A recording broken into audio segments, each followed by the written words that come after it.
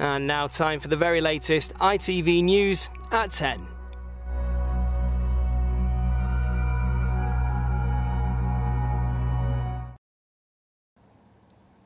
A shocking attack on democracy. MP Sir David Amess murdered as he met his own constituents in Essex. The veteran Tory backbencher was stabbed multiple times by a man who came to the church in Leigh-On-Sea where he was holding his weekly surgery. There is heartbreak in the community. I never met any people like him. He was so nice and kind to everyone. He was a good friend, good MP. David was a man who believed passionately in this country and in its future. A 25-year-old man is under arrest and the investigation is being led by counter-terrorism officers tonight. The terrible question, has anything changed in the 5 years since MP Joe Cox was murdered? As tributes pour in from across the political spectrum. The MP and father of 5 championed Essex man and stayed close to those roots, knighted for his commitment to public service. What now for MP security? Can they continue meeting face to face with their constituents? Joe Cox's sister is now among the MPs wondering how they can be made safe. Working as a politician and trying to help people and trying to do good things for people, and it's really important that we get good people in public life. But this is the risk that we're all taking. In other news tonight, COVID testing suspended at a Wolverhampton lab over fears more than 40,000 results were wrong. And why the Queen is irritated with world leaders ahead of COP26.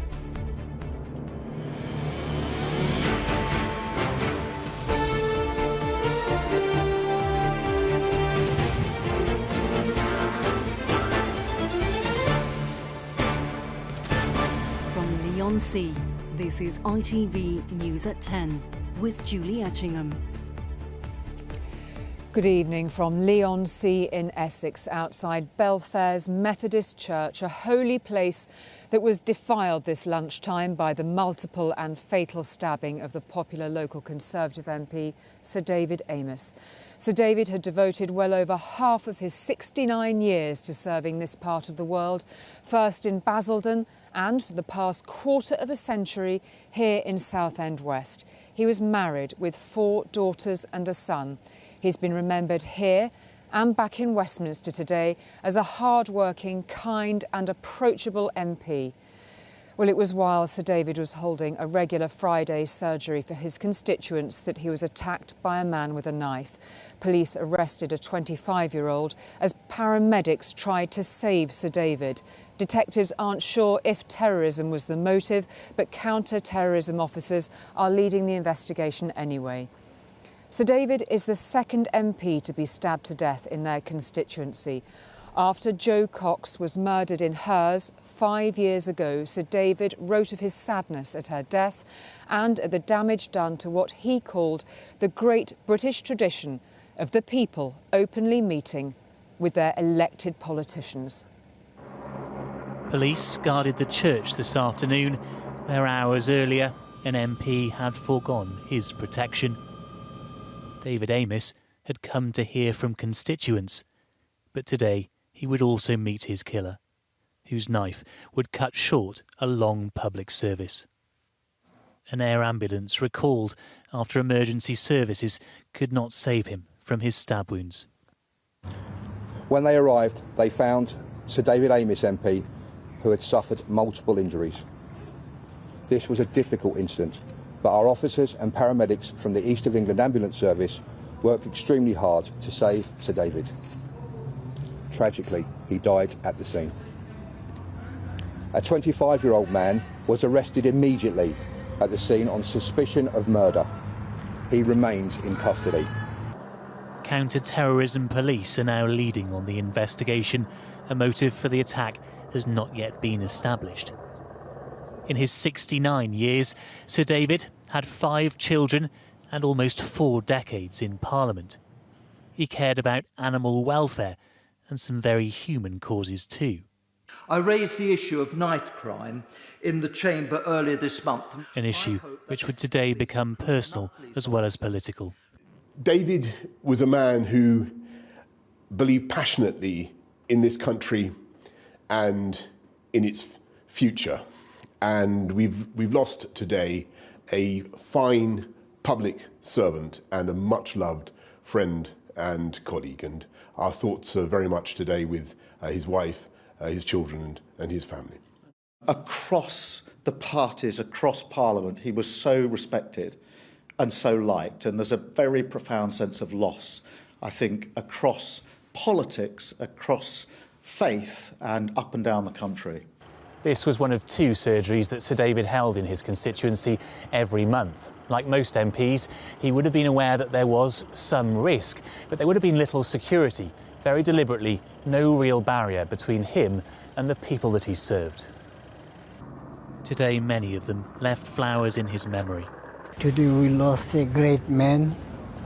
Last 50 years I've been resident in England. I never met any people like him. He was so nice and kind to everyone.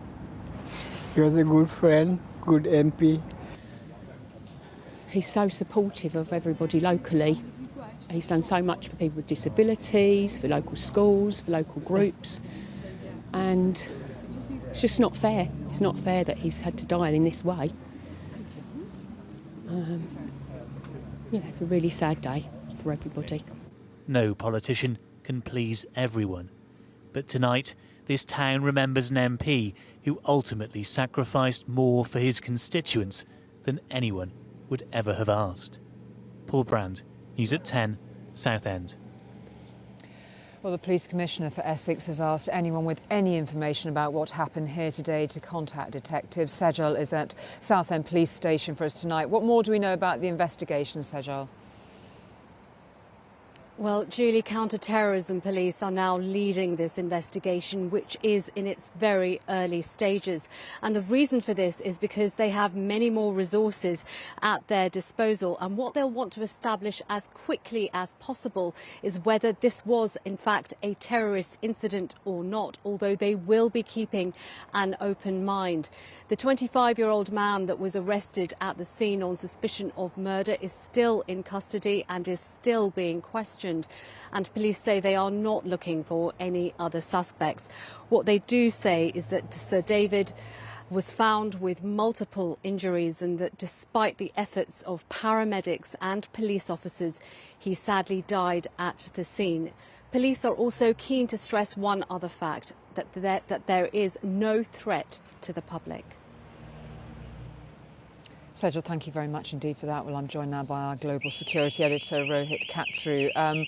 We know that counter-terror officers are involved in this investigation. What background do you have for us on this? Well, it is 5 years and 4 months, Julie, since we last had this same conversation standing outside a different constituency surgery. And I remember that night we said over and over again, these sorts of acts of violence are mercifully rare, and yet here we are again. It might seem like this sort of attack on a lawmaker, an attack on democracy, might automatically be considered an act of terrorism. What police are doing now is trying to work out what the motive was. Was there an ideology?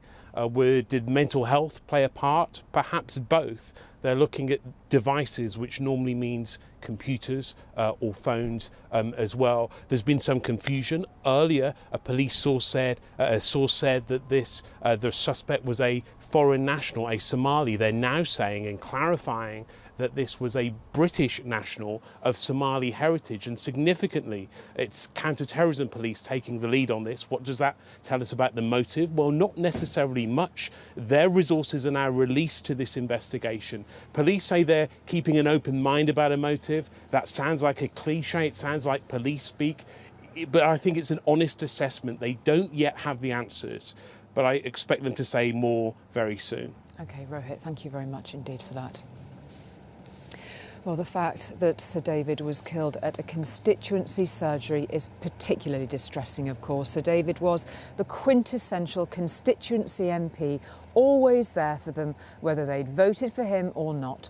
People here actually knew the name of their MP, and through the Roman Catholic Church too, he had sunk deep roots into the community here. The constituency to which he devoted so much of his life today marked the loss of Sir David Amess in an atmosphere of shock and disbelief. Outside his office, those he represented and those too young to vote lay flowers to remember a man who championed Southend with boundless energy.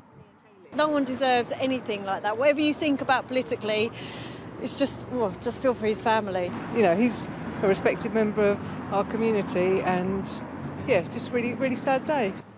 Among those reflecting here today, those who may have disagreed with his politics but had enormous respect for his commitment to the area. Sir David was everywhere around this constituency at all times, and although the cut and thrust of politics put us on opposite sides perhaps more often than we're on the same side, this isn't the way we do politics in this country. In the church over the road, prayers for an MP whose strong religious beliefs undoubtedly motivated his public service. But his support of local churches transcended his own Catholic faith. He'd often be seen here celebrating an elderly constituent's birthday as he would attending Mass at his own church. David was instrumental in our community, very supportive of the church. You know, there's going to be a lot of very shocked and upset people, and we can't believe it's happened. He represented Southend through various boundary changes for almost 4 decades, personifying Essex man. Socialism in Basildon and in Britain tonight has been defeated. His victory in 1992 was a watershed moment on election night. Down the years, there was one particular issue he relentlessly campaigned on. Southend-on-Sea, with its many and various qualities, should already be a city. Southend becomes a city. How Southend will become a city. While he was earnest about his politics, he rarely took himself seriously. This is the photo he released on learning he'd been knighted.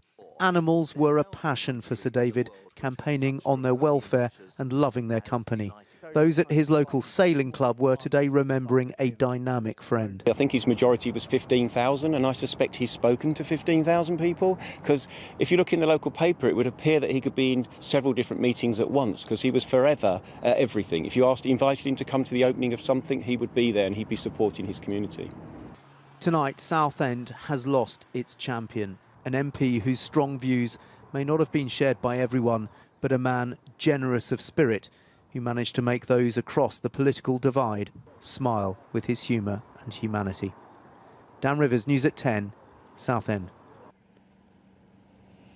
Well, the Commons Speaker, Sir Lindsay Hoyle, is reported to be asking for police to guard all MPs at all constituency surgeries. He spoke to the Home Secretary, Priti Patel, this evening. She has asked all police forces to review the security arrangements they have in place for their MPs, arrangements dating from the murder of Joe Cox. We have, as Labour's Sir Keir Starmer remarked, been here before. Like most MPs, Sir David Amess was a man who relished being out and about. Meeting constituents face to face was all part of the job, but in the end cost him his life. Roger Gale was a close friend who also entered Parliament in 1983. It happens, it goes with the job. You just have to take the risk, but that doesn't make it any better when you lose a friend like David Amess and when you know what this is going to mean and what it's going to do to his family. Do you think that MPs need to look again at their own safety in the light of this? We all have to be careful, but you can't wrap us in cotton wool. But after the murder of Joe Cox on the eve of the EU referendum, MPs were offered extra security, including panic buttons. 6 years before that, another MP, Stephen Timms, was stabbed twice in an attack by an Islamic extremist. Joe Cox's sister, Kim Leadbeater, who now represents the same constituency, said she was frightened by what had happened today.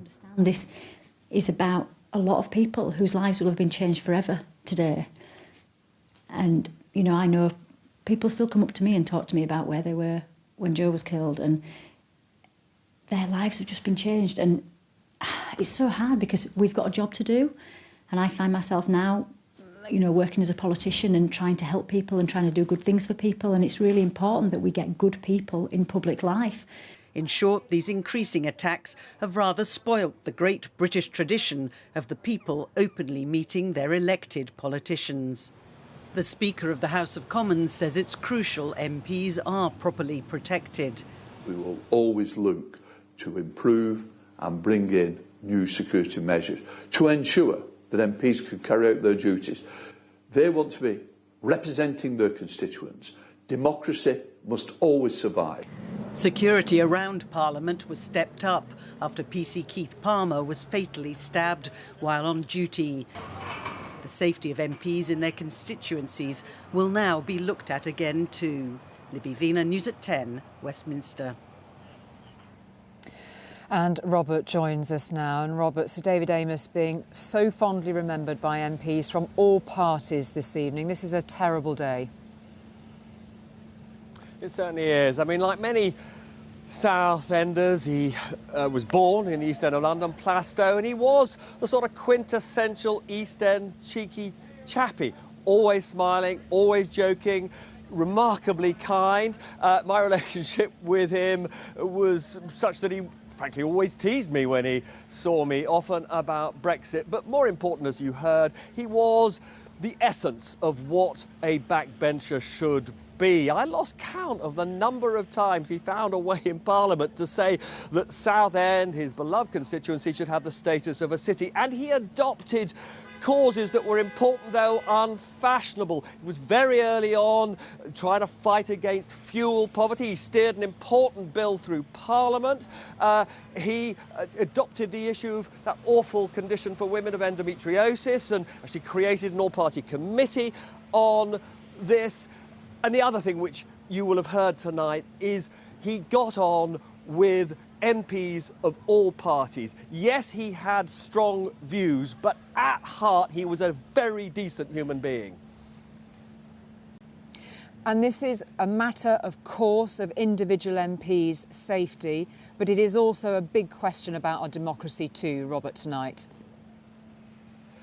Well, it certainly is. I mean, you know, what many of us have found so shocking is that he was killed doing what many of us think of is the most important part of an MP's job, which is talking to his constituents about their concerns. So I've talked to lots of MPs this afternoon about what they think should flow from here, and they are divided. They are, many of them, frightened, but many of them say we cannot bring up the barriers between us and our members. So this is a big moment for our democracy. It's so important to keep MPs safe, but equally we have to maintain access between politicians and the people. Robert, thank you very much indeed for that. Well, 5 years ago when Jo Cox was murdered, there were calls for efforts to tackle the toxicity of political debate. And once again, as we were just reflecting on, it feels like democracy is under attack. What needs to change? Well, we can speak now to former Labour MP for Dewsbury, Paula Sherriff. No one illustrates better the cross-party friendships that were formed with Sir David Amess.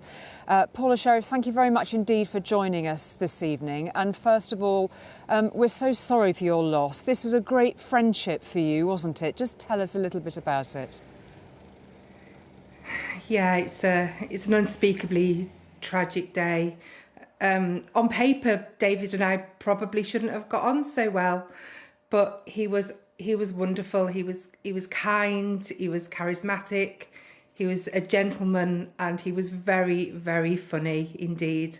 And he literally lit up a room when he walked in. He had this amazing smile, and the world is a far sadder place this evening for his loss. And my thoughts go out to his family, who he loved so much. He talked about his children all the time.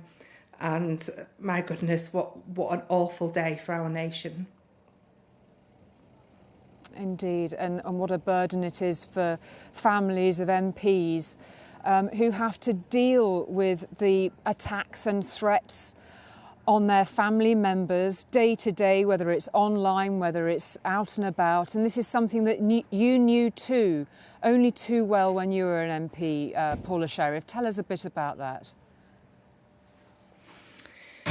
Unfortunately, the discourse deteriorated quite significantly during the tenure of the Parliament that I was in, and we received threats almost daily, certainly towards the end. And it was really, really tough, like you've just alluded to. It's tough on our families, it's tough on our loved ones as well.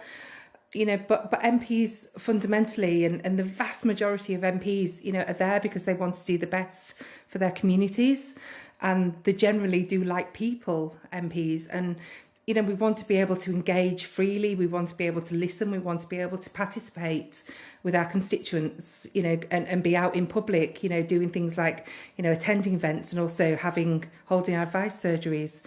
So it's really, really difficult. And there's got to be a balance to be struck in terms of upholding democracy, which, of course, is really, really crucial. But equally, you know, clearly, particularly after today, you know, we do need to look again about how we keep MPs and other elected members safe. It isn't just MPs, it's councillors and others too. Most people here in Leigh-On-Sea and across this constituency, though, will just be holding Sir David Amess in their memories of seeing him out and about in this constituency, so close to the grassroots of politics. How will you best remember him, Paula Sherriff? I remember his kindness, both when I was a parliamentarian, but also last year after I'd left Parliament, I was diagnosed with cancer, and he kept in touch with me. And just 2 weeks ago, I heard from him he wanted to meet me for a drink in Manchester when he was at his party conference, and I was working and I didn't go, and obviously that's something I'll always regret now. But I remember his humour. We went on a foreign trip together to the Middle East, and he just made that trip. We worked hard, but we just never stopped laughing for the entire time. And I'll also remember, after I'd lost my seat, he rang me one day and he said, "I've met your successor, Paula." He said, "I introduced myself and I told him, Paula Sherriff is a really good friend of mine, and you've got a very hard act to follow." He was just so kind, you know. He always said the right thing. He was like, we didn't really talk politics, you know. Perhaps we wouldn't have got on so well, you know, if we did. Like I say, I'll miss him, and I know, you know, what an awful day for his constituents, but nobody can imagine the turmoil that his family are experiencing right now, and I send all my love to them. Okay, Paula Sherriff, we're so grateful that you joined us this evening. Thank you very much indeed for your thoughts. Thank you. Thank you. And we'll have more on the tragic events today here in Leigh-On-Sea later on in the programme. To other news now, and health officials are working to contact as many as 43,000 people who were wrongly told they didn't have COVID when in fact they did. The alert was first raised when people reported receiving negative results of their PCR tests, despite repeatedly testing positive using rapid lateral flow tests. A private laboratory in Wolverhampton has now been shut down, but there are still concerns the impact it may have on people's trust in the testing system. 11-year-old Ashton took a total of 10 rapid lateral flow tests. All of them were positive. Yet 3 PCR tests came back negative. His mother, who runs a care company in Bristol, has lost trust in the testing system. Obviously, we were really vulnerable people who, if they got COVID, they would be extremely sick. So it's worrying knowing now that there's potentially 43,000 people that have passed it on, and obviously those numbers are just going to double. Thousands of false negatives have been traced to this laboratory in Wolverhampton. Testing at Amess Health has been suspended while it's investigated. Of the 400,000 tests processed by Amess Health in the last 2 months, an estimated 43,000 gave a false negative between the 8th of September and the 12th of October, resulting in much lower case rates. In West Berkshire, one of the areas affected, the number of positive cases dropped off significantly in the first fortnight of September. There are concerns about those tested at Newbury Showground. Test and Trace are attempting to contact several thousand who were tested here in the last 10 days and may still be infectious. The recommendation is that they should be retested. There's frustration that it's taken so long to work out that something was going wrong. both here at the main Newbury testing centre and at other places across the southwest. People say they've been complaining that their PCR tests didn't match their lateral flow results for more than a month now. Health bosses have launched a serious incident investigation, but insist they acted as quickly as possible. It wasn't that we had no positive tests coming through. That would have been a very easy thing to spot. We have some positivity. So it is, as I say, this location of the geography combined with the time periods that's allowed us to understand this now. The uncertainty has left the manager of this care home in Barnstaple fearing her elderly residents are in danger. The government have always told us to go with the outcome of a PCR, but more recently I've actually had family members who tested positive with LFD and then negative with PCR. Do I trust them now? Not really. Amess Health say they're cooperating fully with the investigation and that quality is paramount. But trust placed in public testing is likely to have been badly shaken. Juliet Bremner, News at 10, Newbury. Well, for someone who so rarely speaks publicly on political issues, we sometimes get to know what the Queen thinks, sometimes from unguarded comments picked up by nearby microphones. Yesterday was no different as the Queen spoke of her irritation at world leaders who talk but don't do ahead of next month's climate change talks in Glasgow. Some of the biggest polluters have yet to commit to attending, notably Russia, India and China. One who will be there is the Australian PM, notably making the announcement not long after the Queen's comments came to light. She was in a public foyer of a public building and she knew cameras and reporters were close by. Whether or not the Queen intended her words at the Welsh Parliament yesterday to be heard is not clear. Buckingham Palace won't say. But we do now know what the Queen thinks of world leaders who have not yet committed to next month's climate change summit COP26. Extraordinary, isn't it, she said. I've been hearing all about COP. Still don't know who's coming. No idea. She went on, we only know about people who are not coming. It's really irritating when they talk, but they don't do. The Conference of Parties, or COP26, the Queen spoke about is the UN Climate Change Summit in Glasgow at the end of this month. The British government is hosting the world and the Queen will attend along with other senior royals. Its most ambitious goal is to cut carbon in order to limit global temperature rises to 1.5 degrees Celsius. President Biden is coming, but other key world leaders have yet to confirm their attendance, including President Putin of Russia and President Xi of China. And until this morning, Australia's Prime Minister, whose country exports huge amounts of coal, had been lukewarm about his attendance. Whether it was a coincidence or a desire not to further irritate the Queen, Scott Morrison has now confirmed he's coming.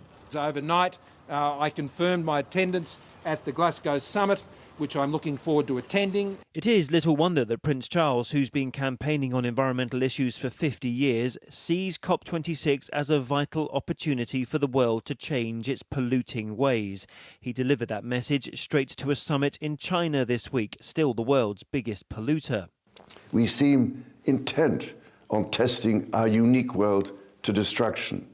Environmentalists say the Queen's words might be a little awkward, but ultimately they will help. What's good about the royal family saying it is, of course, that they're international figures as well as UK figures. And that all helps build pressure on those who are laggards to come to the table with more than they currently are doing. Just like at the G7 summit in Cornwall in the summer, ministers will use the royal family where they think they can help on the world stage. We wait to see who will turn up in Glasgow. Now they know the Queen is paying close attention to the final guest list. Chris Ship, News at 10.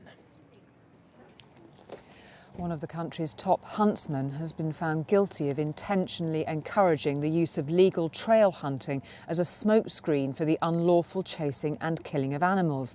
Last year, an ITV News investigation revealed leaked seminars showing Mark Hankinson describing how legal hunting could be used as a sham and a fiction. Today, he was fined £1,000 and ordered to contribute towards the legal costs. Britain's leading huntsman, Mark Hankinson, is guilty of advising those who run and manage the sport on how to do it illegally. His opponents hadn't dared believe that a judge would convict him, and in doing so call into question the legality of trail hunting. For them, today is seismic. This is, without a shadow of doubt, the most significant moment since the Hunting Act came in. Full stop. We're delighted with today's verdict. It finally brings an end to the myth of trail hunting. The judge saw through the smokescreen. He completely destroyed their argument. The judge described trail hunting as a sham and a fiction.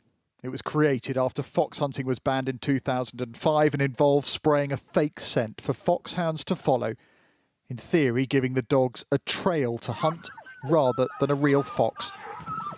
But anti-hunting activists have always argued it's an illusion, designed as a cover to keep hunting foxes. Now, that's a terribly good wheeze for holding up. The evidence in this case followed ITV News' exclusive broadcast of training webinars held by hunting's governing body, the Hunting Office, last year. In it, Mark Hankinson is seen and heard telling hunt masters how to break the law. It's a lot easier to create a smokescreen if you've got more than one trail there operating. And that is what it's all about, trying to portray to the people watching that you're going about your legitimate business. Trail hunting is a lie, is it not? And you've been found out. You going to apologise? Hankinson had nothing to say today, but the Masters of Foxhounds Association say they are considering an appeal. Following the verdict, Britain's biggest landowners, including Forestry England, the National Trust and United Utilities, told ITV News that trail hunting will continue to be suspended. With its legality called into question, they and others are now considering whether to ban it forever, following a damning judgment and landmark day in court. Rupert Evelyn, News at 10.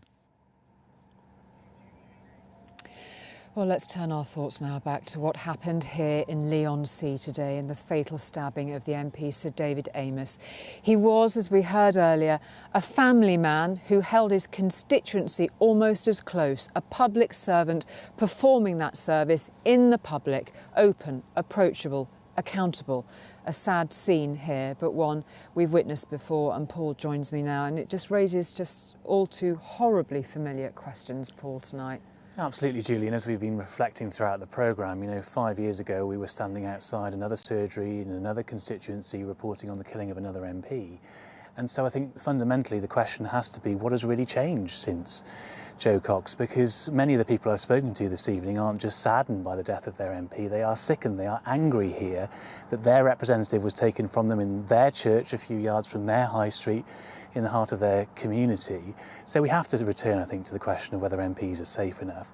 Security has been increased in recent years. I know MPs, for example, who now carry panic alarms, who have panic buttons in their offices, but fundamentally the risk of their roles remains the same, and they're facing increased abuse and increasing death threats. So what needs to change? Well, the difficult thing is many MPs say, please, not too much. I spoke to one this evening who said we have to be amongst the people, and by have to, I mean we want to. They don't want to be cut off from their constituents and separated by security. OK, Paul, thank you very much indeed for that. Well, the killing of Sir David is, of course, the main headline on tomorrow's newspapers' front pages. The Times reports how the Home Secretary has held meetings with the Common Speaker about how MPs can be better protected. Sir David, a keen supporter of animal welfare, is photographed posing with 2 dogs. The Mirror has the simple headline, "He died serving the people." And the Daily Mail has a photo of Sir David giving away his daughter at her wedding just a few weeks ago. And that is just about it from us for tonight. Leigh-On-Sea was visited by evil today with the fatal stabbing of a well-known, well-respected and well-liked MP. Mr. Southend, they called Sir David here. In his book, he wrote movingly about the British tradition has always been that members of Parliament regularly make themselves available for constituents to meet them face to face. Today, he paid a terrible price for that tradition. An MP's life was lost. The sacred place behind me was desecrated, and so was that democratic pact between people and Parliament. From all of us here, good night.